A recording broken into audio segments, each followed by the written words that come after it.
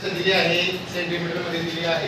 त्यावरून आपल्याला काय करायची वारंवारता सारणी इथे लिहायचं वारंवारता सारणी. वारंवारता सारणीसाठी आपल्याला किती गोष्टींची आवश्यकता आहे? 3. पहिलं काय दिलेलं आहे? मुलांची उंची दिली आहे. मुलांची उंची कशा दिलेली आहे? सेंटीमीटर मध्ये.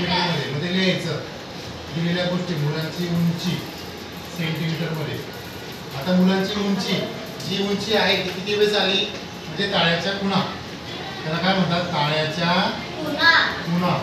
आपण त्याच्यासाठी विशिष्ट प्रकारच्या खुणा देणार आहे. त्या खुणा कशा आहेत? समजा एखादी संख्या 4 वेळेस आली तर 4 असे लिहिणार आहेत आपण. 1 आली तर 1 वेळेस असं लिहिणार आहे. बरोबर. जेवढ्या आले अंक तितकं आपण लिहिणार आहे. पण 5 झाले तर 1 2 3 4 आणि या रेषा नाही तिरकी रेषा म्हणजे झाले 5. म्हणजे हा 5 चा 2. बरोबर कळलं? आता मुलांची उंची ताळ्याच्या खुणा आणि वारंवारता म्हणजे तो ती उंची किती मुलांची आलेली आहे ते आपण मोजणार आहे. आता मुलांची उंची याच्यामध्ये सगळ्यात लहान उंची किती सेंटीमीटर आलेली आहे सांगा बरं? या संख्या 30 संख्या बघा किती आलेली आहे? सगळ्यात लहान 131 आणि सगळ्यात मोठी किती आहे? 140. बरोबर. मग 131 140 मध्ये आपल्याला संख्या लिहायची आहे.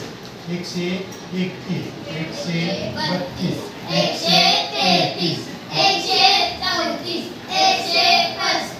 135 136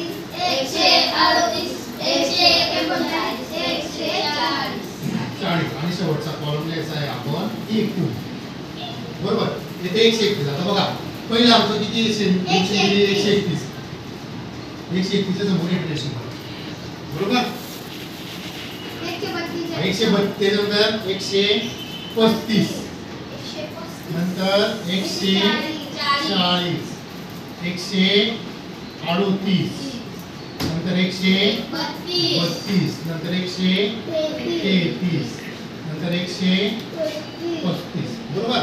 नंतर 133 134 135 132 म्हणजे आपण काय करतो जितक्या संख्या येत आहे त्याच्या समोर आपण काय करतोय? रेष देतोय.